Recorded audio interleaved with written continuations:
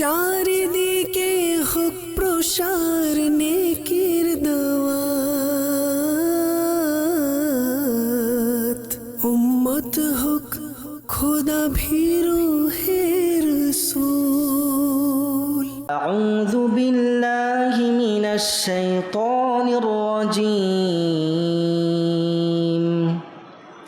বিসমিল্লাহির রহমানির রহিম। তাবারাকাল্লাযী বিয়াদিহিল মুলকু ওয়া হুয়া আলা কুল্লি শাইইন কাদির। الذي خلق الموت والحياة ليبلوكم أيكم أحسن عملا وهو العزيز الغفور. الذي خلق 7 سماوات طباقا ما ترى في خلق الرحمن من تفاوت فارجع البصر هل ترى من فطور ثم ارجع البصر كرتين ينقلب إليك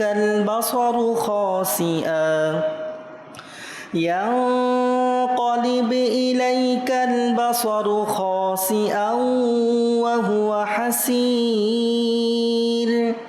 ولقد زينا السماء الدنيا بمصابيح وجعلناها رجوما للشياطين وأعتدنا لهم عذاب السعير. وللذين كفروا بربهم عذاب جهنم وبئس المصير. إذا ألقوا فيها سمعوا لها شهيقا وهي تفور تكاد تميز من الغيظ كلما ألقي فيها فوج سألهم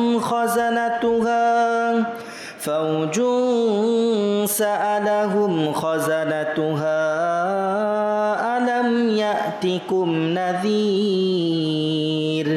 قالوا بلى قد جاءنا نذير فكذبنا وقلنا ما نزل الله من شيء إن أنتم إلا في ضلال كبير. وقالوا لو كنا نسمع أو نعقل ما كنا في أصحاب السعير. فاعترفوا بذنبهم فسحقا لأصحاب السعير. إن الذين يخشون ربهم بالغيب لهم مغفرة وأجر كبير. وأسروا قولكم أو اجهروا به إنه عليم بذات الصدور. ألا يعلم من خلق وهو اللطيف الخبير. هو الذي جعل لكم الأرض ذلولا فامشوا في مناكبها وكلوا من رزقه وإليه النشور. أأمنتم من في السماء أن يخسف بكم الأرض فإذا هي تمور أم أمنتم من في السماء أن يرسل عليكم حاصبا فستعلمون كيف نذير ولقد كذب الذين من قبلهم فكيف كان نكير أولم يروا إلى الطير فوقهم صافات ويقبضن ما يمسكهن إلا الرحمن إنه بكل شيء بصير أمن هذا الذي هو جند لكم ينصركم من دون الرحمن إن الكافرون إلا في غرور أمن هذا الذي يرزقكم إن أمسك رزقه بل لجوا في عتو ونفور أفمن يمشي مكبا على وجهه أهدى أمن يمشي سويا على صراط مستقيم قل هو الذي أنشأكم وجعل لكم السمع والأبصار والأفئدة قليلا ما تشكرون قل هو الذي ذرأكم في الأرض وإليه تحشرون ويقولون متى هذا الوعد إن كنتم صادقين قل إنما العلم عند الله وإنما أنا نذير مبين فلما رأوه زلفة سيئت وجوه الذين كفروا وقيل هذا الذي كنتم به تدعون قل أرأيتم إن أهلكني الله ومن معي أو رحمنا فمن يجير الكافرين من عذاب أليم قل هو الرحمن آمنا به وعليه توكلنا فستعلمون من هو في ضلال مبين قل أرأيتم إن أصبح ماؤكم غورا فمن يأتيكم بماء معين الله يأتينا وهو رب العالمين آمنت بالله صدق الله العظيم وصدق رسوله النبي الحبيب الكريم صل على رسولنا صل على حبيبنا صل على محمد हम भी मदीने जाएंगे आज नहीं तो कल सही हम भी मदीने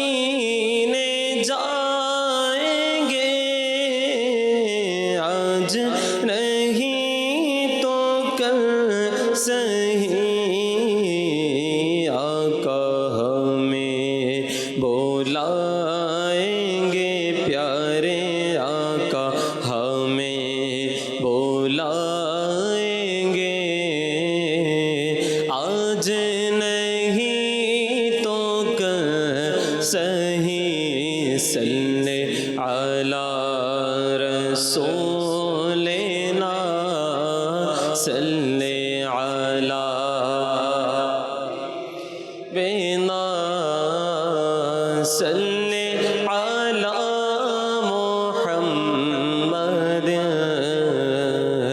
खौफ ना रख रज़ा ज़रा तो है अब्द मुस्तफ़ा खौफ ना रख रज़ा ज़रा तो है अब्द मुस्तफ़ा तेरे लिए अमान है रज़ा तेरे लिए अमान है तेरे लिए अमान है सल्ले अला रसूलिना सल्ले अला हबीबिना सल्ले अला मोहम्मद पढ़िए सल्ले अला रसूलिना सल्ले अला हबीबिना सल्ले अला मोहम्मद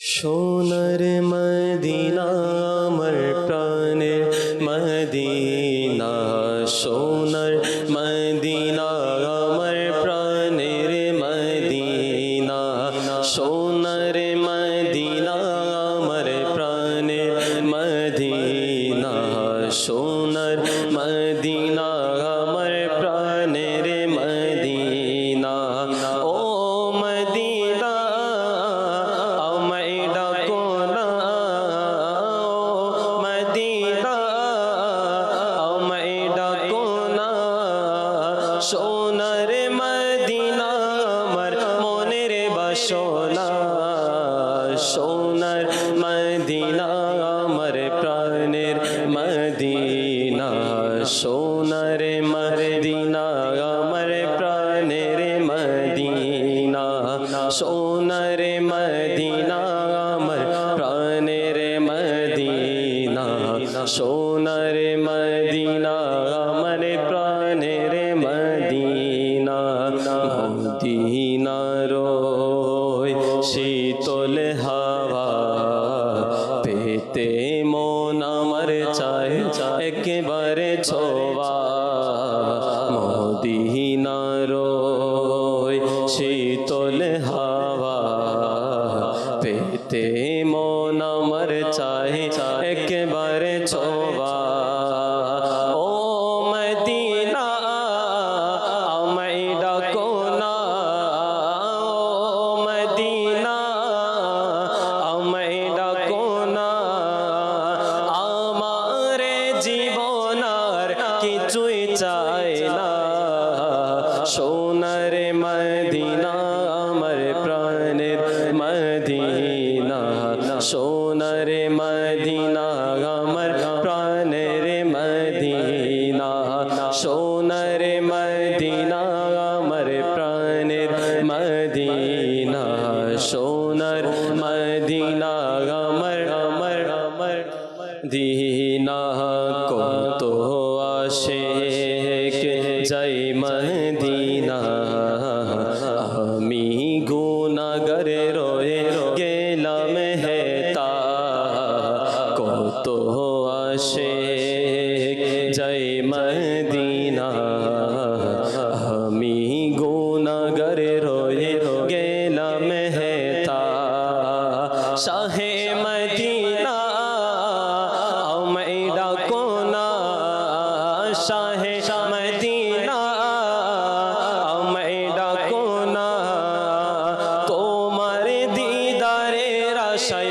মনে মানে না সোনার মদিনা আমার প্রাণের মদিনা সোনার মদিনা আমার প্রাণের মদিনা মদিনা পীরে পীরা গৌসুল ওয়ারা अजमेरी संजरी खाजा पिया बेरेली शान अहमद रजा बेरेली शान अहमद रजा तादेर दोहाय दिलम लेके नाओ ना सोनार मदीना আমার প্রাণের মদিনা সোনার মদিনা আমার প্রাণের মদিনা সোনার মদিনা আমার প্রাণের মদিনা সোনার মদিনা আমার প্রাণের মদিনা ও মদিনা আমায় ডাকো না ও মদিনা আমায় ডাকো না সোনার মদিনা আমার মনের বাসনা সোনার মদিনা আমার প্রাণের মদিনা সোনার মদিনা আমার প্রাণের মদিনা সোনার মদিনা আমার প্রাণের মদিনা সোনার মদিনা আমার প্রাণের মদিনা আলহামদুলিল্লাহি রাব্বিল আলামিন ওয়াসসালাতু ওয়াসসালামু আলা সাইয়্যিদিল মুরসালিন আম্মা বা'দ ফাআউযু বিল্লাহি মিনাশ শাইতানির রাজীম বিসমিল্লাহির রহমানির রহিম আসসালাতু ওয়াসসালামু আলাইকা ইয়া রাসূলুল্লাহ وعلى آلك وأصحابك يا حبيب الله الصلاة والسلام عليك يا نبي الله وعلى آلك وأصحابك يا نور الله আমরা সর্বপ্রথম প্রিয় নবী রাসূলে আরবি সাল্লাল্লাহু তাআলা আলাইহি ওয়া আলিহি ওয়াসাল্লাম এর প্রতি দুরূদে পাক পাঠ করার একটি ফজিলত শ্রবণ করে নিই। আল্লাহ পাকের সর্বশেষ নবী সাল্লাল্লাহু তাআলা আলাইহি ওয়া আলিহি ওয়াসাল্লাম ইরশাদ করেন, তোমরা যেখানেই থাকো আমার উপর দুরূদে পাক পড়ো, কারণ তোমাদের দুরূদ আমার নিকট পৌঁছে থাকে। সল্লু আলাল হাবিব সাল্লাল্লাহু তাআলা আলা মুহাম্মদ সাল্লাল্লাহু তাআলা আলাইহি ওয়া আলিহি ওয়াসাল্লাম। প্রিয় নবী সাল্লাল্লাহু তাআলা আলাইহি ওয়া আলিহি ওয়াসাল্লামের ফরমানে আলিশান আফদালুল আমালি আন-নিয়্যাতুস সাদিকা, সত্য নিয়ত সবচেয়ে উত্তম আমল। এ আশিকানে রাসূল প্রতিটি কাজের পূর্বে ভালো নিয়ত করার অভ্যাস করুন, কেননা ভালো নিয়ত বান্দাকে জান্নাতে প্রবেশ করিয়ে দেয়। বয়ান শোনার পূর্বেও ভালো ভালো নিয়ত করে নিন। আমরা চাইতো নিয়ত যত বেশি পরিমাণে করব সওয়াবের পরিমাণও তত বেশি হবে। তো আমরা নিয়ত করে নিই আল্লাহ পাক ও তার প্রিয় হাবিব সাল্লাল্লাহু তাআলা আলাইহি ওয়া আলিহি ওয়াসাল্লাম এর সন্তুষ্টি অর্জনের জন্য সওয়াব হাসিলের নিয়তে শুরু থেকে শেষ পর্যন্ত সাপ্তাহিক ইজতিমায় অংশগ্রহণ করব। ইনশাআল্লাহুল করিম যা শুনবো তা স্মরণ রেখে আমল করা এবং অপর ইসলামী ভাইয়ের কাছে নেকির দাওয়াত হিসাবে পৌঁছিয়ে দিব। আল্লাহ তাআলা যদি দয়া করে আজকের বয়ানের যে গুরুত্বপূর্ণ বিষয়গুলো আমাদের জন্য থাকবে, যদি সম্ভব হয় আমরা সেগুলো নোট করে নেওয়া, স্মরণ রাখা আর সেগুলোর উপর আমল করা। যদি কোনো নেকি করার উৎসাহ বয়ান থেকে মিলে তো ইনশাআল্লাহ আমরা নিয়ত করতে পারি, সেই নেকি করার চেষ্টা করব। আর যদি কোনো গুনাহ ছেড়ে দেওয়ার অনুরোধ আসে, আল্লাহ পাক যদি দয়া করে ইনশাআল্লাহ আমরা ওই গুনাহ থেকে বেঁচে থাকার চেষ্টা করব। আর এটাও নিয়ত করে নিই যতক্ষণ ইলমে দ্বীনের বয়ান জারি থাকবে আমরা এদিক সেদিক দেখা, জমিনের উপর আঙ্গুল দিয়ে খেলা করা। অনেক সময় আমরা শরীর তো আমাদের থাকে মসজিদে, কিন্তু আমরা থাকি না। তো এই জিনিসটা থেকেও আমরা নিজেদেরকে বাঁচিয়ে রাখব, কারণ ইলমে দিনের মজলিসের একটি আদব হচ্ছে এটা, যে মন লাগিয়ে মনোযোগ সহকারে ইলমে দিনের বৈঠকে বসা। আল্লাহ পাক আমাদেরকে ইলমে দিনের বৈঠকের আদবের প্রতি খেয়াল রেখে বয়ান শোনার তৌফিক দান করুক। আসুন প্রিয় ইসলামী ভাইয়েরা, আজকের বয়ানের বিষয় বড়ই গুরুত্বপূর্ণ। যদি আমরা দেখি আজ আমাদের জিন্দেগি, আমাদের লাইফ, আমাদের মেজাজ, আমাদের পরিস্থিতির কারণে অনেক সময় আমরা নিজেদেরকে ঠিক রাখতে পারি না। ধৈর্য ধারণ করার ক্ষমতা আমরা হারিয়ে ফেলি। অনেক সময় এমন অবস্থা আমাদের হয়ে যায়, যে অবস্থা আমাদের ভিতরের রূপকে বাহিরে প্রকাশ করে দেয়। আপনি বলবেন ভিতরের ভালো রূপ থাকলে তো প্রকাশ করুক, নো টেনশন, কিন্তু ভিতরের ওই রূপ প্রকাশিত হয়ে যায় যেটা প্রকাশ করা উচিত ছিল না, যেটা আরেকজনের সামনে জাহির হওয়া উচিত ছিল না, ওইটাই হয়ে যায়। তো প্রিয় ইসলামী ভাইরা, তার মানে আপনি বুঝতে পেরেছেন যে এটা নিশ্চয়ই ভালো দিক নয়, এটা নিশ্চয়ই উত্তম বিষয় নয়। তো আল্লাহু আকবার, আমাদের বুজুর্গানে দিন আকা করিম সাল্লাল্লাহু তাআলা আলাইহি ওয়া আলিহি ওয়াসাল্লাম এর প্রিয় প্রিয় সাহাবা ইকরাম আলাইহিম রিদওয়ানগণ ওই অবস্থার মধ্যে ইনাদের আল্লাহু আকবার যেটা ওনাদের মাঝে ছিলেন, এটা কত উত্তম ছিলেন, এবং সেটা তারা কিভাবে তাদের এক্সপ্রেশন ছিল। কিন্তু আজ যদি আমরা আমাদের দিকে তাকাই, বড়ই মারাত্মক, বড়ই বিপজ্জনক। তো আল্লাহ পাক আমাদেরকে বোঝার তৌফিক দান করুক। তো আজকে একটি মহৎ গুণাবলী একজন মুসলমান যদি ধারণ করতে পারে, এর কেমন ফজিলত রয়েছে, কেমন বরকত রয়েছে, আজকে সেটা এসেছে। আপনি বলবেন হুজুর এটা কোন গুণাবলী? হ্যাঁ, এটা এসেছে সহনশীলতা, সহ্য করার ক্ষমতা। তো এর কেমন ফজিলত, তো আজকে আমরা জানবো ইনশাআল্লাহ। আজকে যদি একটু দেখি বিদ্যুৎ চলে যায় তো মুখ থেকে গালি বের হয়ে যায়। মুসলমান কাকে দিচ্ছে এও জানে না। আমি আপনাকে শুধু এটার কথা বলতেছি, যদি একটু কোথাও অপেক্ষা করতে হয় তাহলে জবান তো আর কন্ট্রোলে থাকে না। তো শুধু জবানের কি হালাত, যদি ফ্যামিলিতে হয় ওখানকার কন্ডিশন আল্লাহ ও তার রাসূল ভালো জানে। যদি বাহিরের কোনো পরিবেশ আমার অনুকূলে নাই, অর্থাৎ আমি যেটা চাচ্ছি সেরকম হচ্ছে না, তো সবর করার মন মানসিকতাও তো নাই, উল্টা রিয়েকশন। আর রিয়েকশনগুলো কেমন এটা আমি তো জানি, আপনি আপনার অবস্থা থেকে জানেন, আমি আমার অবস্থা থেকে জানি। নিজেরটা নিজে তো জানা আছে, আরেকজন এটা যদি জানা নাও থাকে।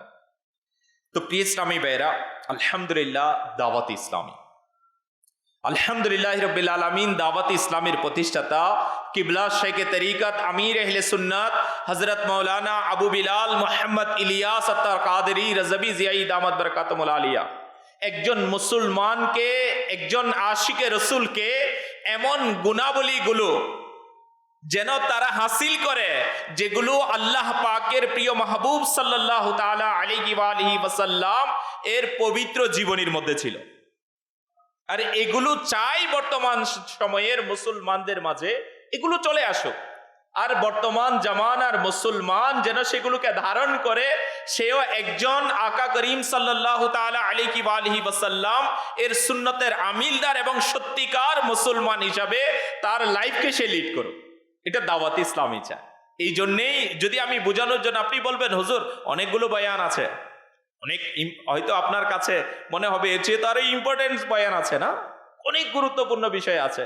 বর্তমান সমসাময়িক অবস্থা, এটা ওইটা। হ্যাঁ প্রিয় ইসলামী ভাইয়েরা, এটাও আমি আপনাকে বলছি, আলহামদুলিল্লাহ দাওয়াত ইসলামী আমাদেরকে, একজন মুসলমানকে ওই বিষয়গুলো তাদের কাছে পৌঁছানোর চেষ্টা করছে যেন সে সত্যিকার অন্তরে একজন মুসলমান এর আখলাক কেমন হওয়া চাই, একজন মুসলমানের লাইফস্টাইল কেমন হওয়া চাই, একজন মুসলমানের বিহেভিয়ার কেমন হওয়া চাই, এবং কোন ক্ষেত্রে সে কিভাবে সেটাকে ধারণ করবে এবং সেটা নিয়ে সে আগে বাড়বে।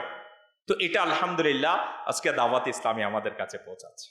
আলহামদুলিল্লাহ এটা আমির আহলে সুন্নাত দামাত বারাকাতুহুল আলিয়া এই মিটা মিটা দিনী সংগঠন, প্রিয় প্রিয় দিনী সংগঠনের মাধ্যমে, সুন্দর পরিবেশের মাধ্যমে একজন মুসলমানকে প্র্যাকটিক্যালি যেন তার লাইফে সেটা কি সে ইমপ্লিমেন্ট করতে পারে, সেটার জন্য আলহামদুলিল্লাহ আজকের এই ইজতিমা। আল্লাহ পাক কবুল করুক, কামিয়াবি দান করুক। আসুন আমরাও ইনশাআল্লাহুল করিম ধৈর্য ধারণ করে আজকে এই বয়ান এর দিকে মনোযোগ দেওয়ার চেষ্টা করব, যেন আল্লাহ তাআলা আমাদেরকেও এই গুণাবলী দান করেন, যেন আমরাও এটার মাধ্যমে সওয়াবের ভাগীদার হতে পারি। হ্যাপি ইসলামী ভাইরা, সর্বপ্রথম একটি ঘটনা কিতাবের মধ্যে বয়ান করা হয়েছে, আমরা একটু মনোযোগ দিয়ে শ্রবণ করব। প্রিয় নবী সাল্লাল্লাহু তাআলা আলাইহি ওয়া আলিহি ওয়াসাল্লাম এর দরবারে ইসলাম কবুল করার জন্য মানুষ উপস্থিত হতো। একদিন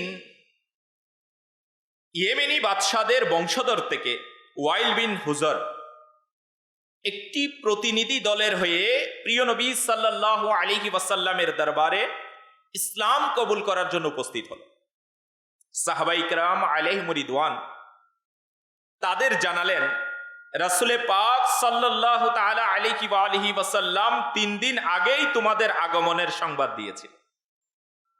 নবী করিম রউফুর রহিম সাল্লাল্লাহু তাআলা আলাইহি ওয়া আলিহি ওয়াসাল্লাম তাদের প্রতি, এই দলের প্রতি খুবই অনুগ্রহ প্রকাশ করলেন। তাদের জন্য নিজের চাদর মুবারক বিছিয়ে দিলেন, নিজের কাছে বসালেন, পবিত্র মিম্বর থেকে তাদের জন্য প্রশংসামূলক বাক্য ইরশাদ ফরমালেন, তাদের জন্য বরকতের দোয়া করলেন, এবং হযরত আমিরে মুআবিয়া রাদিয়াল্লাহু তাআলা আনহুকে তাদের থাকার স্থান পর্যন্ত নিয়ে যাওয়ার দায়িত্ব দিলেন। হযরত আমিরে মুআবিয়া রাদিয়াল্লাহু তাআলা আনহু তখন যুবক ছিলেন, তিনিও মক্কার এক সরদারের সাহেবজাদা ছিলেন। কিন্তু প্রিয় নবী সাল্লাল্লাহু তাআলা আলাইহি ওয়া আলিহি ওয়াসাল্লাম এর সহচর্যের বরকতে, আমার নবীর সোহবতের বরকতে এইরকম এক সরদারের সাহেবজাদা, ইনার আভিজাত্য ছিল না, ইনার মধ্যে অহংকারী যে ভাব, যে এরকম বলা হচ্ছে খুবই সাদাসিধে। নবী করিম সাল্লাল্লাহু আলাইহি ওয়াসাল্লামের হুকুম পাওয়া মাত্র আমিরে মুআবিয়া রাদিয়াল্লাহু তাআলা আনহু তৎক্ষণাৎ ওয়াইল বিন হুজরের সাথে রওনা হলেন। ওয়াইল বিন হুজর উটনির উপর আরোহণ করলেন, আর হযরত আমিরে মুআবিয়া রাদিয়াল্লাহু তাআলা আনহু পাশে থেকে পায়ে হেঁটে চলছিলেন। যেহেতু গরম খুব বেশি ছিল, তাই কিছুক্ষণ হাঁটার পর তিনি ওয়াইল বিন হুজরকে বললেন, গরম অনেক বেশি, এখন তো আমার পা ভেতর থেকে জ্বলতে শুরু করেছে, আপনি আমাকে আপনার পিছনে আরোহণ করে নিন। সে উটনির উপর ছিল, আপনি আমাকে আপনার পিছনে বসার সুযোগ দিন, যাতে আমি এই গরম থেকে বাঁচতে পারি। আল্লাহু আকবার। ওয়াইল বিন হুজর তাকে এবং তার প্রতিনিধি দলকে ইমামুল আম্বিয়া কেমন অনুগ্রহ করেছে, নিজের চাদর মুবারক তাদের জন্য বিছিয়ে দিলেন, মিম্বরে তাদের প্রশংসা করলেন, তাদের জন্য বরকতের দোয়া দিলেন, এবং তাদেরকে আমিরে মুআবিয়া রাদিয়াল্লাহু তাআলা আনহু কে সাথে দিলেন যে তাদেরকে থাকার স্থান পর্যন্ত নিয়ে যাও, পৌঁছিয়ে দাও। আর আমিরে মুআবিয়া রাদিয়াল্লাহু তাআলা আনহু তো সাধারণ ছিলেন না, একজন বড় সরদারের সাহেবজাদা। শুধু আমার নবী সাল্লাল্লাহু তাআলা আলাইহি ওয়া আলিহি ওয়াসাল্লাম এর গোলামি কবুল করার বরকতে কেমন দুনিয়ার কোনো আভিজাত্যকে প্রায়োরিটি দেয় নাই, সে কিভাবে নম্রতা দেখিয়েছেন। আর এই ওয়াইল বিন হুজার যখন একে এই কথা বলা হলো, আপনি আপনার উটনির পিছনে আমাকে বসার সুযোগ দিন, এতে হযরত আমিরে মুয়াবিয়া রাদিয়াল্লাহু তাআলা আনহুকে কড়াভাবে নিষেধ করে দিলেন। একটু চিন্তা করে দেখুন, যদি আজকে আমাদের সাথে আচরণ তো বুঝেন না, এর উপর এমন হিসান করা হয়েছে আর এইভাবে বিহেভ করছে, বুঝুন একটু। এতে হযরত আমিরে মুয়াবিয়া রাদিয়াল্লাহু তাআলা আনহু বললেন, কমপক্ষে আপনার জুতো জোড়াই পরিধান করতে দিন, আপনি যা জুতা পরেছেন ওই দুটো অন্তত পক্ষে পরতে দিন, যাতে আমি গরম থেকে বাঁচতে পারি।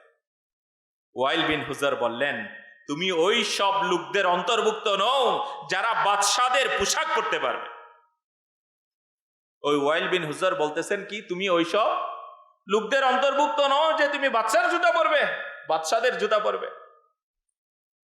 তোমার জন্য এতটুকুই যথেষ্ট যে তুমি আমার উটনির ছায়ায় চলতে থাকো, আমি আমার উটনির ছায়ায় চলতে থাকো, এটাই যথেষ্ট। তা শুনে হযরত আমিরে মুয়াবিয়া রাদিয়াল্লাহু তাআলা আনহু অসাধারণ সহনশীলতার পরিচয় দিলেন এবং মুখে কোনো উত্তর দিলেন না। কিতাবের মধ্যে আসলো, এক সময় এমন আসলো যে হযরত আমিরে মুয়াবিয়া রাদিয়াল্লাহু তাআলা আনহু পুরা সিরিয়ার গভর্নর হলেন। তখন তিনি হযরত ওয়াইল বিন হুজার রাদিয়াল্লাহু তাআলা আনহুকে দামেস্কে ডাকলেন। যখন তিনি দামেস্কে আসলেন, হযরত আমিরে মুয়াবিয়া রাদিয়াল্লাহু তাআলা আনহু তার সাথে অত্যন্ত সম্মানের সাথে সদাচরণ করলেন এবং অতীতের ওই ঘটনার প্রতিশোধ নেওয়ার পরিবর্তে হযরত ওয়াইল বিন হুজার রাদিয়াল্লাহু তাআলা আনহুকে নিজের সাথে সিংহাসনে বসালেন এবং বললেন, আমার সিংহাসন বেশি উত্তম নাকি আপনার উটনির কোচ? বলতেছে, আমার সিংহাসন দামি না আপনি যে উটনির কোচের উপর বসেছিলেন এটা বেশি দামি?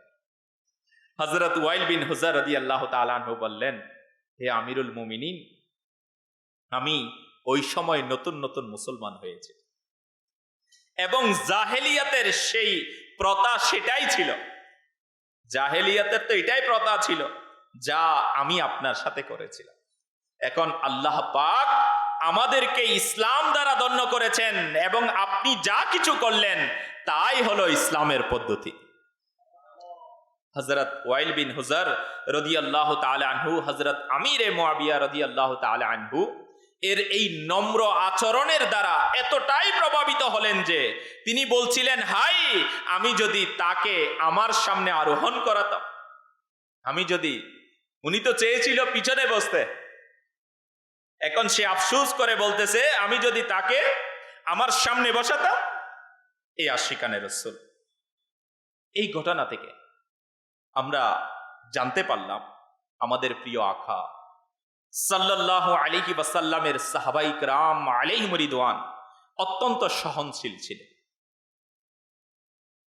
যদি আমরা এটাও একটু উপলব্ধি করার চেষ্টা করি, কেমন ভালোবাসাপূর্ণ আচরণকারী ছিলেন, বিনয় ও নম্রতার ভরপুর ছিলেন, সবর ও সহনশীলতায় অভ্যস্ত ছিলেন, তাদের নরম অন্তর এবং দয়ালু ছিলেন, অন্যদের প্রতি হিংসা ও বিদ্বেষ থেকে পবিত্র ছিলেন, মন্দ আচরণের বিপরীতে ভালো আচরণ করতেন, মন্দের বদলা ভালো দিয়ে দিতেন, ধৈর্যশীল ছিলেন, প্রতিশোধ নেওয়ার পরিবর্তে ক্ষমা করে দিতেন। হাই, আমরাও যেন তাদের পদাঙ্ক অনুসরণ করে চলি এবং সহনশীলতাকে আমাদের অভ্যাসে পরিণত করি। এই আশিকানে রাসূল। আজকে যদি আমরা আমাদের দিকে তাকাই, আর যে আচরণ আমিরে মুয়াবিয়া রাদিয়াল্লাহু তাআলা আনহু দেখিয়েছিল সেটা ইসলামের পদ্ধতিই ছিল, আর যেটা ওয়াইল বিন হুজার দেখিয়েছিল রাদিয়াল্লাহু তাআলা আনহু, পরে সাহাবী রাসূল, ইনি যেটা পূর্বে দেখিয়েছিল সেটা জাহেলিয়াতের প্রথা ছিল। তো আজ যদি আমরা বর্তমান সময়ে, আমি আমার দিকে, আপনি আপনার দিকে, একজন মুসলমান হিসাবে বর্তমান প্রেক্ষাপটে আমি আমার ফ্যামিলি লাইফকে দেখি, আমি আমার সামাজিক জীবনকে দেখি, এবং যে একজন বিজনেসম্যান সে তার বিজনেস এর ওই স্থানে তার অবস্থানকে দেখি, একজন জব হোল্ডার, সে তার কলিগদের সাথে তার বিহেভিয়ারকে দেখি। যদি আজ আমরা যাচাই করতে যাই, তাহলে আমাদের কাছে ইসলামের পদ্ধতি যেটা, সেটা কতটুকু আছে, আর জাহেলিয়াতের পদ্ধতি আমি কতটুকু আমার মধ্যে। তো যদি আজ আমরা যদি এটাকে বিবেচনা করতে যাই, তাহলে বাস্তবিক পক্ষেই আমাদের অবস্থান, আমাদের কার্যকলাপ এটাই প্রমাণ করে যে আমরা ইসলামের পদ্ধতিকে মেনে নিতে পারি নাই, সেটাই আমাদের কাছে আমরা ধারণ করতে পারি নাই, আমরা জাহেলিয়াতের প্রথাকে ধারণ করেছি।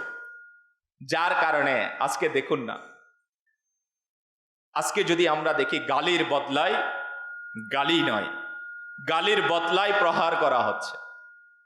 আজকে প্রহারের বদলায় প্রহার নয়, আঘাতের বদলায় খুন করা হচ্ছে মুসলমান। আমি অমুসলিমদের কথা বলছি না, ইসলামী ভাইরা, সামান্য কথার বদলাই কথা নয়, তার বিপরীতে খুন করা হচ্ছে, আরেকজনকে কতল করে দেওয়া হচ্ছে। তো একজন মুসলমান এর বিহেভিয়ারের মধ্যে যদি আমরা দেখি, তাহলে এর পিছনে মূল রিজন কি, যে তার কাছে সহনশীলতার যে গুণাবলী থাকার কথা ছিল, একজন মুসলমান হিসাবে ধৈর্য ধারণ করা, মেনে নেওয়া, সহ্য করার, সেটা আজ আমাদের ক্ষেত্রে নাই। আমি তো সেটা বাহিরের কথা বললাম। যদি আপনি সেটা একটা ফ্যামিলির মধ্যে দেখেন, ভাই বড়ই মারাত্মক অবস্থা। আজকে যদি আমাদের ফ্যামিলির মধ্যে শুধুমাত্র সহ্য করতে না পারার কারণে স্বামী তার স্ত্রীর কথা বরদাস্ত করতে পারে নাই, তো এমনকি তালাক হয়ে গেছে, স্ত্রী স্বামীর কথা বরদাস্ত করতে পারে নাই। তো ইসলামী ভাইরা, যদি আমাদের ঘরের মধ্যেও আমরা আমাদের এই বিষয়টাকে একটু দেখি, তাহলে এটা শুধু স্বামী স্ত্রীর মধ্যে নয়, ফ্যামিলির অন্যান্য মেম্বারগুলোকেও যদি আমরা দেখি, তাহলে আজকে আমাদের ম্যাক্সিমাম ঘর ভেঙে যাওয়ার পিছনে মূল রিজন এই সহনশীলতা না। তো আল্লাহ পাক আমাদেরকে বুঝার তৌফিক দান করুক। আর এটা শুধু একটা ফ্যামিলি ভাঙে তা নয়, আপনি যদি একটা জাতিকে ভেঙে দিতে চান, এর পিছনে এটা। আজকে মুসলমানদের মধ্যে ভ্রাতৃত্ববোধ যেটা থাকার প্রয়োজন ছিল, এটা নাই কেন? কারণ একজন আরেকজনকে বরদাস্তই করতে পারে না, একজন আরেকজনকে সহ্যই করতে পারতেছে না। তাহলে কেমনে সহ্য করবে? তার কাছে তো ইসলামের পদ্ধতি সে ধারণ করে নাই, সে তো ধারণ করেছে জাহেলিয়াতের প্রথাকে। তো যখন কেউ জাহেলিয়াতের প্রথাকে ধারণ করে, তাহলে সেখানে কিভাবে ভ্রাতৃত্ববোধ সৃষ্টি হবে? তো ইসলামী ভাইরা, হ্যাঁ, বাস্তবিক পক্ষে যদি একজন মুসলমান নিজের অবস্থান থেকে বিবেচনা করে, এটা তো আমি দুনিয়াবি কথা বলতাম। আজকে যদি আমরা মসজিদগুলোর দিকে তাকাই, আজকে শুধুমাত্র রাস্তা, ফ্যাক্টরি, কারখানা এগুলোতে যুদ্ধক্ষেত্র হয় নাই। এখন আল্লাহ পাকের পানা আমরা এমন জামানায় চলে এসেছি, এমন ফিতনা ফিসাদের যুগে চলে এসেছি, মসজিদগুলোর মধ্যেও যুদ্ধক্ষেত্র বানিয়ে দিয়েছে কমিটি। আমি আপনাকে বুঝানোর জন্য বলছি, আপনি এটা বুঝতে পারবেন এটা কেমন কথা। মুসল্লি, ইমাম, হালত কেমন, কেউ কাউকে বরদাস্ত করতে রাজি। আর আল্লাহ পাকের বানা মসজিদে গালাগালি, তর্ক, ঝগড়া, সেটা নিয়ে দখলবাজি, এর পিছনে রিজন কি? তো শুধু একটা মসজিদে নয়, দ্বীনি কাজে দেখুন আপনি, যদি দ্বীনি কাজের লস, এটাও এখান থেকে এসেছে, কারণ তার কাছে সহনশীলতাই নাই। তো এই গুণাবলী না থাকার কারণে বড় বড় দ্বীনের লস, শুধু ফ্যামিলিতে লস, ব্যবসাতে লস, চাকরিতে লস, এমন নয়, এমনকি আল্লাহ তাআলার পানা বড় বড় নেকির কাজ, দ্বীনের কাজ, সুন্নতের খিদমত, এর পিছনেও সহনশীলতা কত জরুরি, এই গুণাবলী একজন মুসলমানের কাছে থাকা। একজন, আজ আমরা এখানে যারা আছি, স্পেশালি জিম্মাদারানে দাওয়াত ইসলামী, মুবাল্লিগে দাওয়াত ইসলামী, একজন ইসলামী ভাই, দ্বীনের দাওয়াত দেনেওয়ালা, তো তার কাছে একজন ইমাম সাহেব, একজন মুয়াজ্জিন সাহেব যদি ওনার দিকে তাকায়, তো ওনার কাছেও সহনশীলতা কত জরুরি। কিন্তু আফসোস আজকে আমাদের মাঝে এটা। যদি মুসল্লিদের দিকে তাকায়, আল্লাহু আকবার, তো সামান্য লেট হলে তো মুসল্লি গালিগালাজ শুরু করে দেয়। আসছি মসজিদে নামাজ পড়ার জন্য, কেন লেট হয়েছে? জুমার দিন। প্রিয় ইসলামী ভাইয়েরা, যদি কোনো কারণে ভুল হয়ে যায় তো এটা তো মানতেই নারাজ। আর যদি সেটা ঈদের দিন অথবা জুমার দিন হয় তো প্রিয় ইসলামী ভাইয়েরা, মানে আমি আপনাকে বোঝানোর জন্য বলছি। আপনি বলবেন হুজুর এগুলো কেন বলছেন? যদি আপনাকে আমি এটা বলছি, এটা তো প্র্যাকটিক্যালি না, আপনার সামনে আমার সামনে ঘটা এই ধরনের কাজ। তো আপনি বুঝুন, এই একটা জিনিস সহনশীলতা না থাকার কারণে আজকে আমাদের অবস্থা কোথায় চলে গেছে। সামান্য 5 মিনিট সবর করা, সহ্য করার ক্ষমতাও আমাদের কাছে। তাহলে আমরা, আল্লাহু আকবার, আল্লাহ পাক আমাদেরকে বোঝার তৌফিক দান করুক। তো আমি এটা যদি বলি না, এটা আমাদের হালত, আমাদের বর্তমান পরিস্থিতি এটাই হয়ে গেছে। আমি মুসলমান, আপনাকে আমি এটা বারবার মেসেজ পৌঁছানোর পিছনে এটা রিজন। কেউ কিছু বলেছে, আমাকে বলেছে, আমি নাই আজকে থেকে আর নাই। সে যত বড়ই খিদমত করুক, যত বড়ই কাজ করুক, বাস মানে এটার আগে পিছে কোনো কিছু বিবেচনা করার দরকার নাই। আমি তো একটা কিছু আছে। তো আল্লাহ পাক আসানি করুক। তো আমিরে মুআবিয়া রাদিয়াল্লাহু তাআলা মাশাআল্লাহ, আল্লাহ পাক ওনাকে শানও দিয়েছেন, শৌকতও দিয়েছেন। তো মাশাআল্লাহ সিরিয়ার গভর্নরও হয়েছে। আমি বোঝানোর জন্য বলছি, ওই পর্যায় থেকে ইনারা আমাদেরকে এটাই শিখাচ্ছেন, তুমি যত বড়ই একটা কিছু হও না কেন, তো এটা তো কল্পনাও করা যাবে না, আইডিয়াও করা যাবে না আমাদের বেলায়। আল্লাহ পাক আমাদেরকে সবর করার, ধৈর্য ধারণ করার তৌফিক দান করে। এই আশিকানে রাসূল হিলমে মুআবিয়া পৃষ্ঠা 22 মধ্যে আসছে, আমিরে মুআবিয়া রাদিয়াল্লাহু তাআলা আনহুর সহ্য করার ক্ষমতা, নিজের উদাহরণ নিজেই ছিলেন। যেমনটি এক ব্যক্তি হযরত আমিরে মুআবিয়া রাদিয়াল্লাহু তাআলা আনহু এর সাথে কটু কথা বলল। কেউ একজন বলল, আপনি চাইলে একে শাস্তি দিতে পারেন। তখন ইনি বললেন, আমার এই ভেবে লজ্জা লাগে যে আমার প্রজাদের কোনো ভুলের কারণে আমার সহ্য করার ক্ষমতা কমে যাবে। ইসলামী ভাইরা, এটা কেমন কথা যে আমার কাছে এটা ভয় লাগতেছে যে আমার প্রজারা ভুল করবে, এই কারণে আমি সহ্য করতে পারবো না। যদি এই সহ্য করার ক্ষমতা কমে যায়, এটার ভয় লাগতেছে আমার কাছে। লোক বলতেছে শাস্তি দাও, আপনি চাইলে তো শাস্তি দিতে পারবেন না। আল্লাহু আকবার। এই আশিকানে সাহাবা, যারা বলে আমরা সাহাবায়ে কিরামকে মহব্বত করি, যারা বলে আমরা আহলে বাইতকে মহব্বত করি, শুনুন সাহাবী রাসূল হযরতে আমিরে মুআবিয়া রাদিয়াল্লাহু তাআলা আনহু এর সহ্য করার ক্ষমতা থেকে শিক্ষা নিয়ে আমাদেরও ধৈর্যশীল হওয়ার প্রেরণা তৈরি করা উচিত, সহনশীল হওয়া উচিত, নিজের মধ্যে নম্রতা এবং ক্ষমা করার অভ্যাস গড়ে তোলা উচিত, অন্যদের সাথে সবসময় ভালো আচরণ করা উচিত, অন্যদের উপহার দেওয়ার অভ্যাস গড়া উচিত। এমন অভ্যাসের মাধ্যমে একদিকে যেমন পারস্পরিক সম্পর্ক, রিলেশন বিল্ড আপ হয়, শক্তিশালী হয় এবং ভালোবাসা বৃদ্ধি পায়, অন্যদিকে আমাদের সমাজে এক মনোরম পরিবেশ বজায় আসবে। হ্যাঁ, আপনি বলবেন হুজুর সহনশীলতা কি?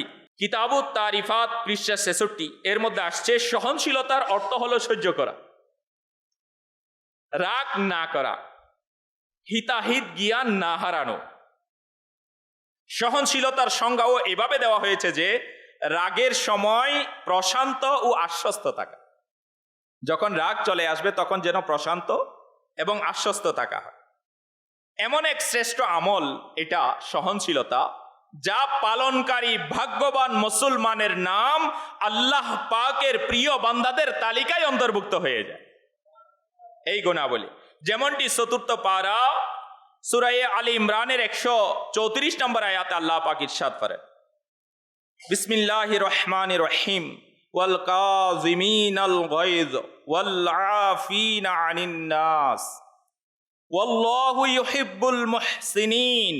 আমার আল্লাহ পাক ইরশাদ ফরমান, কানজুল ঈমানের অনুবাদ, এবং ক্রোধ সংবরণকারীরা, মানুষের প্রতি ক্ষমা প্রদর্শনকারীরা এবং সৎ ব্যক্তিবর্গ আল্লাহ তাআলার প্রিয়। এই আশিকানে রাসূল, যদি আমরা জানতে চাই আল্লাহ পাকের প্রিয় হতে কে না চায়। আর এটাও মনে রাখুন, শয়তান কখনো এটি সহ্য করবে না যে মুসলমান নিজেদের মধ্যে ঐক্যবদ্ধ থাকুক। এটা শয়তান কখনো বরদাস্ত করবে না। হ্যাঁ, একে অপরের কল্যাণকামী হোক, একে অপরের সম্ভ্রমের হিফাজতকারী হোক, একে অপরের ভুল উপেক্ষা করুক, ক্ষমাশীল হোক, নিজেদের হক ক্ষমা করুক, একে অপরের অধিকারের প্রতি লক্ষ্য রাখুক, একে অপরের সাথে সহযোগিতা করুক। বরং শয়তান তো এটিই চাইবে যে মুসলমানরা নিজেদের মধ্যে খুব ঝগড়া বিবাদ করুক, একে অপরের সম্মানে কাদা ছুড়াছুড়ি করুক, অসভ্যতা ও নোংরা কথা বলুক, একে অপরকে গালিগালাজ করুক।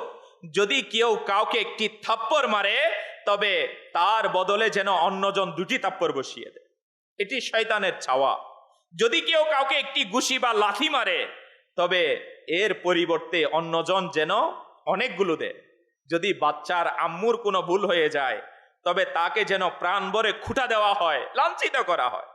বংশের কোনো সদস্যকে ভুলে নিজের এই প্রেস্টিজ এর মধ্যে লাগবে, আল্লাহ তাআলার পানা, এটার কারণে সারা জীবন বয়কট করা হয়। আমাদের কাছে এমনও আছে না, বোন বলে যে আমার ভাই যেন আমার মরা চেহারাও না দেখে, প্রেস্টিজে লাগবে, ইগো প্রবলেম। তো প্রিয় ইসলামী ভাইরা, আমি আপনাকে এই এক্সাম্পলগুলো যদি আমরা দেখি, তাহলে এটা মানে আমাদের যদি আমরা এই বিষয়গুলো যখন জানি, তো তখন লাগে যে আমরা কত বড়ই না মূর্খ। আমাদের নিজেদের প্রতি তখন ঘৃণা এটা আসবে। কখন আসবে? যখন আমি জানবো, যখন এই পরিবেশ মিলবে। আলহামদুলিল্লাহ, ইহসান আমির আহলে সুন্নাতের এই জামানার মহান ওলি কামিল, 1500 শতাব্দীর ইলমি ও রুহানি ব্যক্তিত্ব, যিনি দাওয়াত ইসলামীকে বানিয়েছেন। আজকে বর্তমান জামানায় তো মুসলমানই, বোঝানোর জন্য বলতেছি। তো আমার কাছে মুসলমানের কতগুলো বৈশিষ্ট্য আছে, প্র্যাকটিক্যাল লাইফে কতটুকু আমি আমার এজ এ মুসলিম হিসাবে আমি দেখাচ্ছি। তো এটা তো দেখানোর বিষয় না, আমল করার বিষয়। এটা কতটুকু আমার কাছে আছে, আলহামদুলিল্লাহ। তো দাওয়াত ইসলামী চাচ্ছে এমন মুসলমান যেন তৈরি হয়, এমন আশিকে রসুল যেন তৈরি হয়, যাদের মধ্যে এগুলো থাকবে। আর যাদের মধ্যে এগুলো রয়েছে, থাকবে, আল্লাহ পাক এর কেমন দয়া। তো এর ফজিলত আমরা ইনশাআল্লাহুল করিম আজকে আমি আপনাকে শোনাবো। শুনুন, প্রিয় আকা মদিনে ওয়ালে মুস্তাফা সাল্লাল্লাহু তাআলা আলাইহি ওয়া আলিহি ওয়াসাল্লাম ইরশাদ করেন, 3টি গুণ যে ব্যক্তির মাঝে থাকবে, আল্লাহ পাক কিয়ামতের দিন তার হিসাব অত্যন্ত সহজ পদ্ধতিতে নেবেন, এবং তাকে নিজের রহমতে জান্নাতে প্রবেশ করাবেন। সাহাবায়ে কিরাম আলাইহিম রিদওয়ানগণ আরজ করলেন, ইয়া রাসূলুল্লাহ সাল্লাল্লাহু আলাইহি ওয়াসাল্লাম, ওই গুণগুলো কি কি? ইরশাদ করলেন, নাম্বার 1, যে তোমাকে বঞ্চিত করে তুমি তাকে দান করো।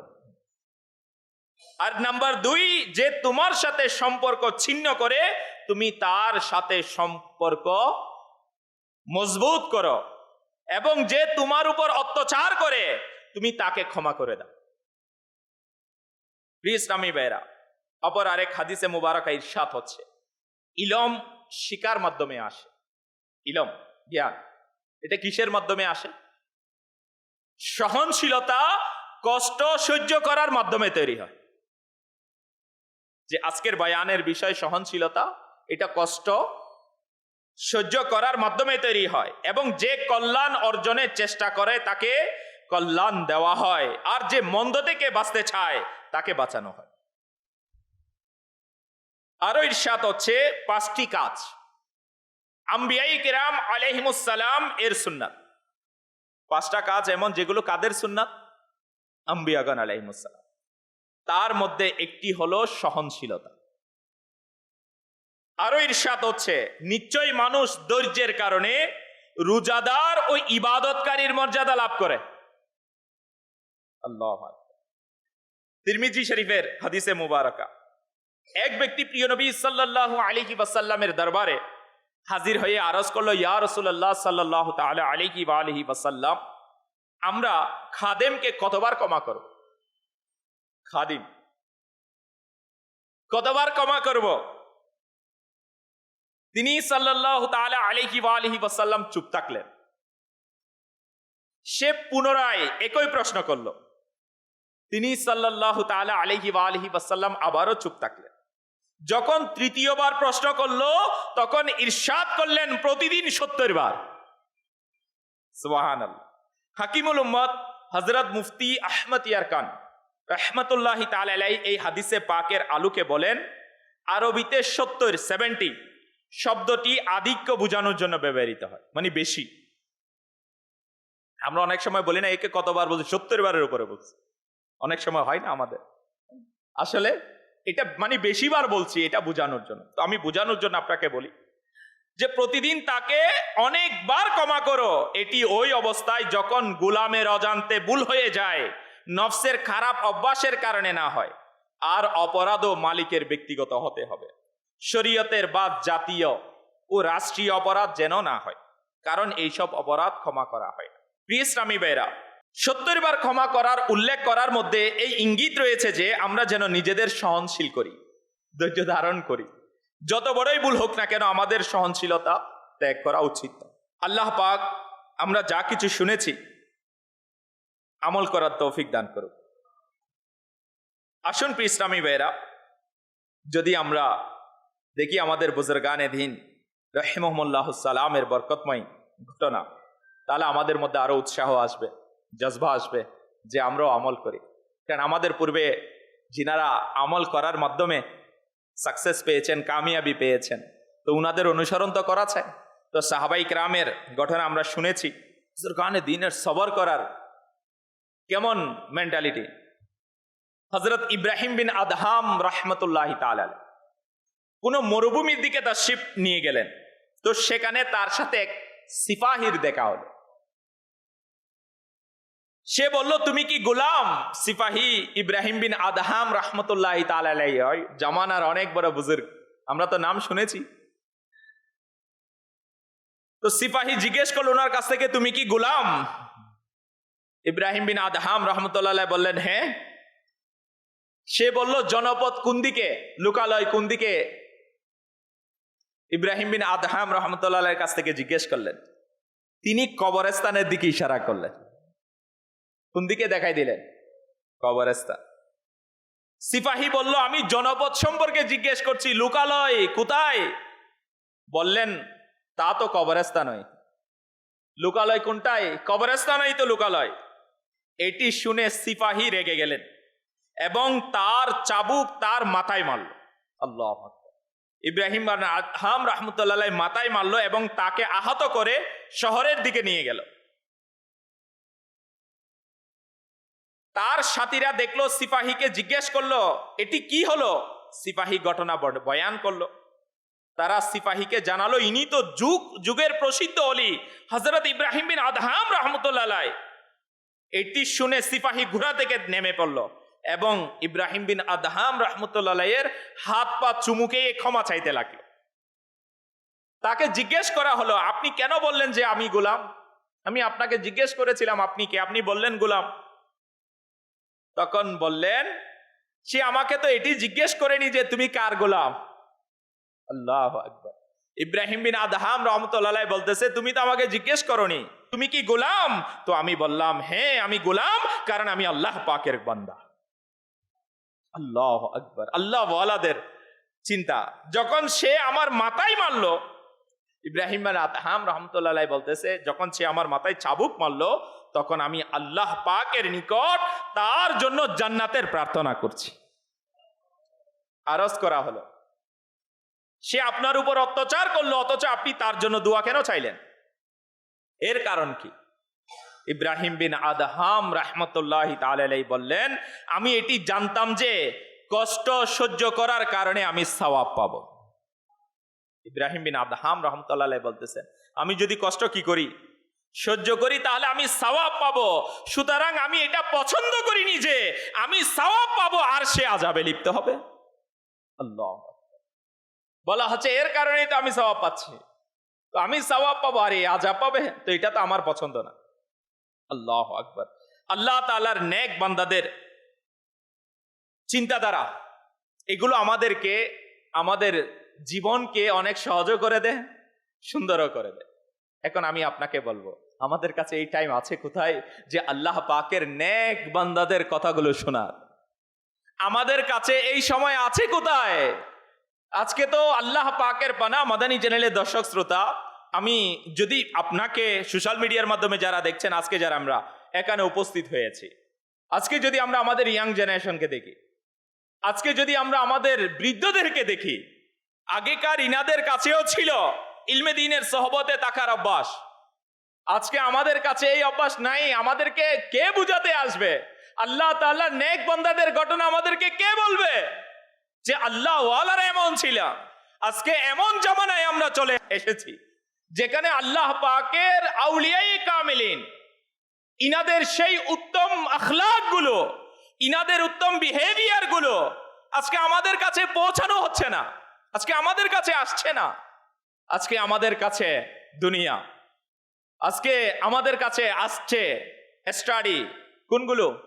আজকে দুনিয়ার মধ্যে বড় বড় অ্যাক্টরদের গুলো আসতেছে, আজকে দুনিয়ার মধ্যে বড় বড় নাফরমানদের গুলো আসতেছে, আজকে দুনিয়ার মধ্যে বড় বড় 2 নম্বরই কাজের গুলাই আসতেছে। তো যেগুলো আমি জানছি, তো আমি যাকেই জানছি, যাকেই স্টাডি করছি, তো আমার লাইফ তো ওইদিকেই যাবে না।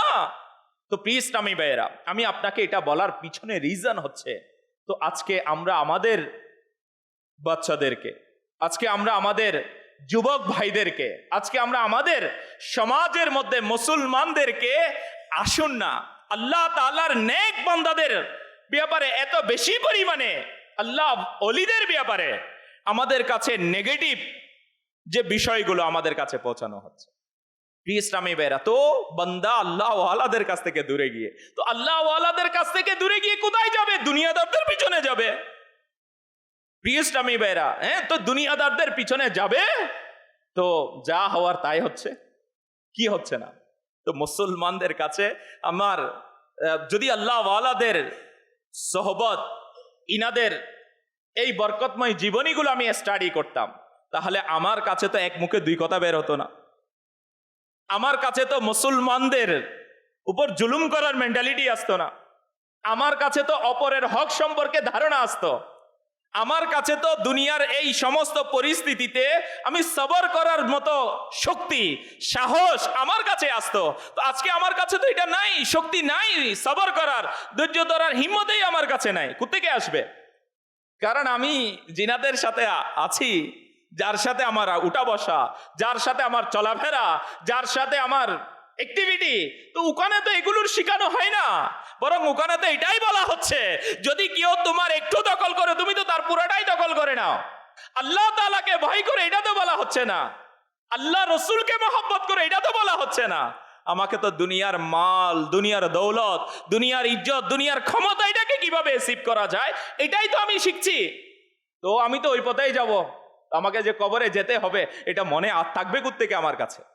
তো প্রিয় ভাই, যদি আজ আমরা এখানে যারা আসছি, মাদানী চ্যানেলের মাধ্যমে যারা শুনছি, তো আলহামদুলিল্লাহ রাব্বিল আলামিন, তো আমি আপনাকে এই মেসেজ পৌঁছাতে চাচ্ছি, একজন মুসলমানের কাছে এই দাওয়াত পৌঁছাতে চাচ্ছি সাপ্তাহিক সুন্নত ওয়ারা ইজতিমা থেকে, যে একজন মুসলমানের কাছে এটা কত বেশি জরুরি যে তাদের বুজুর্গানে দিন, তাদের পূর্বপুরুষ যারা দুনিয়া থেকে বিদায় নিয়েছে, তাদের লাইফ স্টাইল কেমন সুন্নত মোতাবিক ছিল, তাদের জীবনীগুলো কেমন সমাজের মধ্যে উত্তম আইডল হিসাবে ছিল, সেগুলোকে আমাদেরকে জানা এবং ইনাদের অনুসরণকারীদের অনুসরণ করা, এটা আমাদের জন্য জরুরি।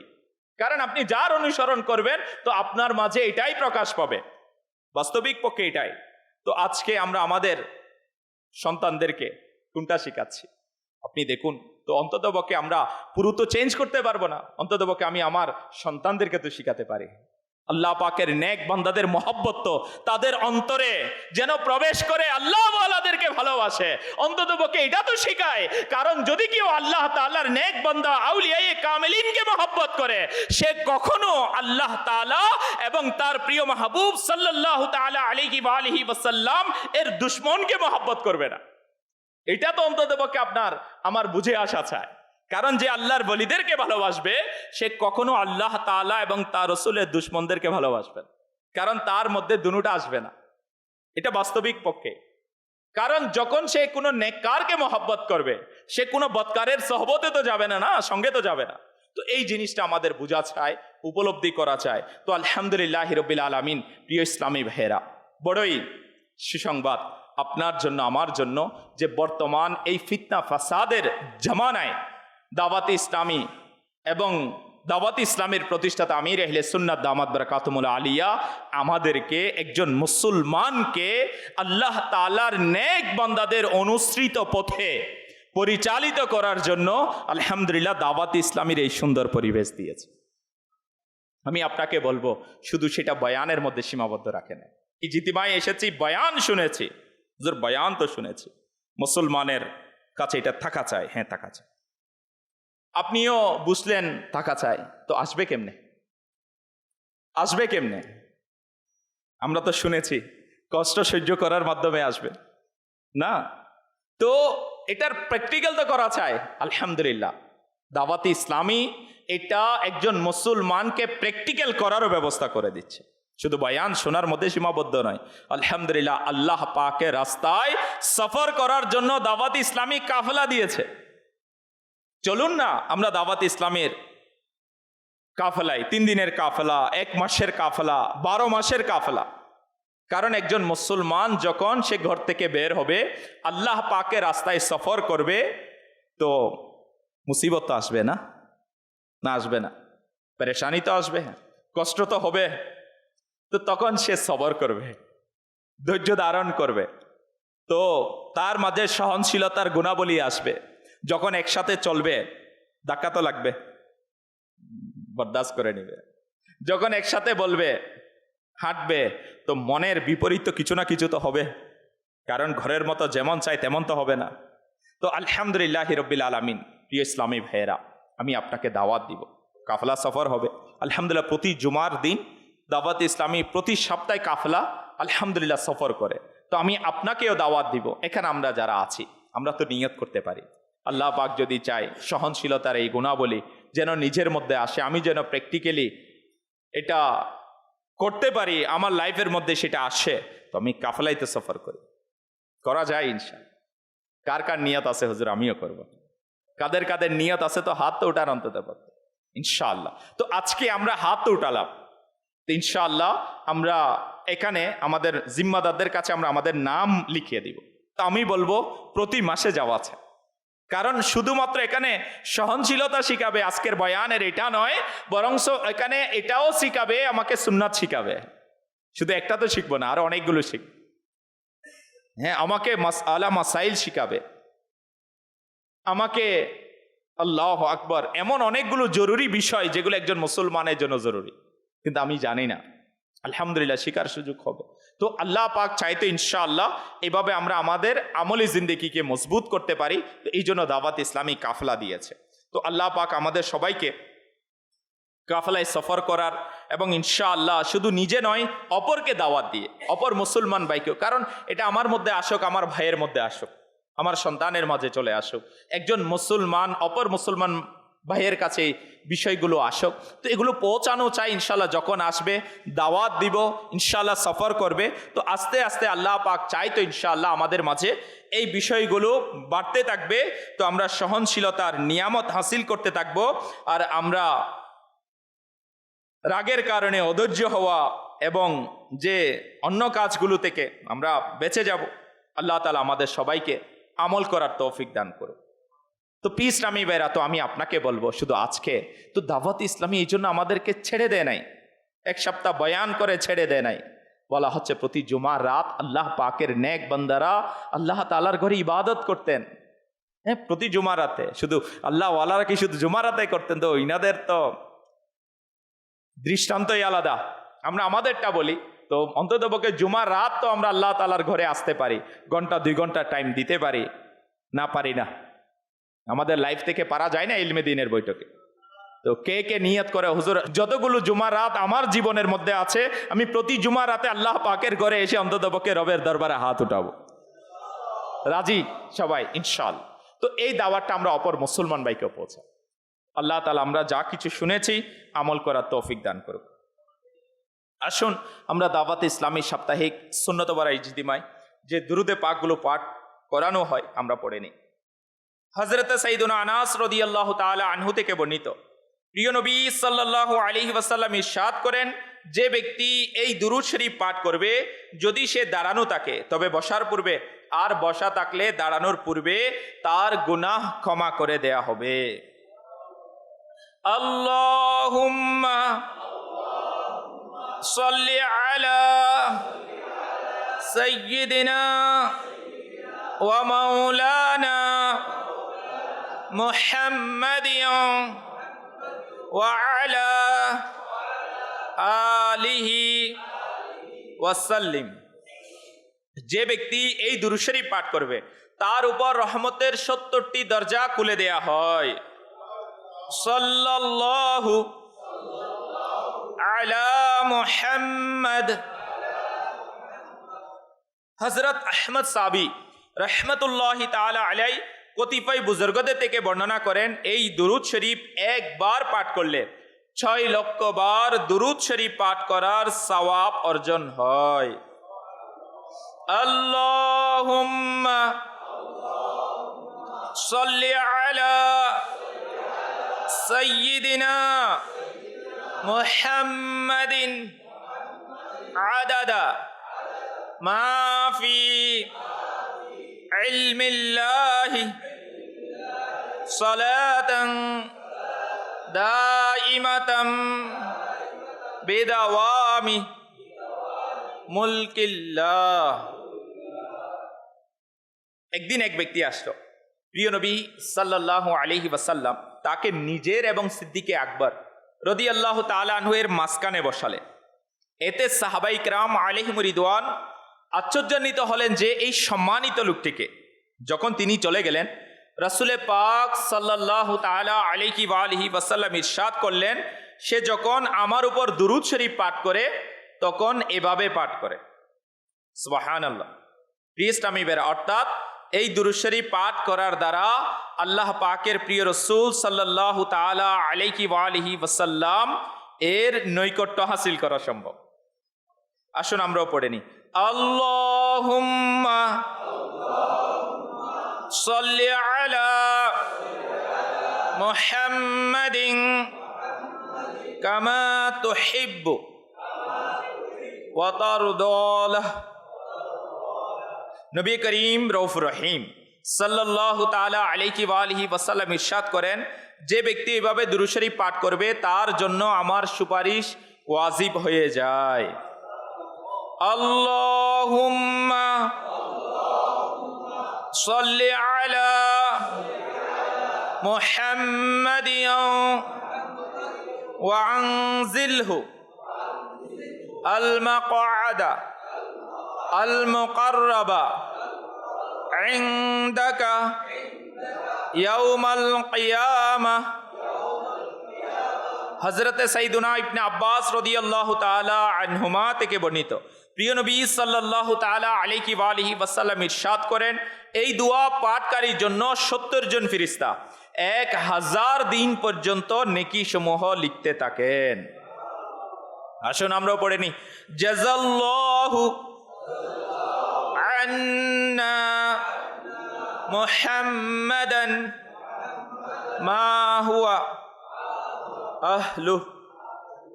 প্রিয় নবী সাল্লাল্লাহু তাআলা আলাইহি ওয়া আলিহি ওয়াসাল্লাম ইরশাদ করেন, যে ব্যক্তি এই দোয়া ৩ বার পড়ে নিবে সে যেন সবে কদর পেয়ে গেল। আসুন আমরাও পাঠ করে নিই। লা ইলাহা ইল্লাল্লাহু আল হালিমুল কারীম সুবহানাল্লাহি রাব্বিস সামাওয়াতি السبع ورب العرش العظيم لا إله إلا الله الحليم الكريم سبحان الله رب السماوات السبع ورب العرش العظيم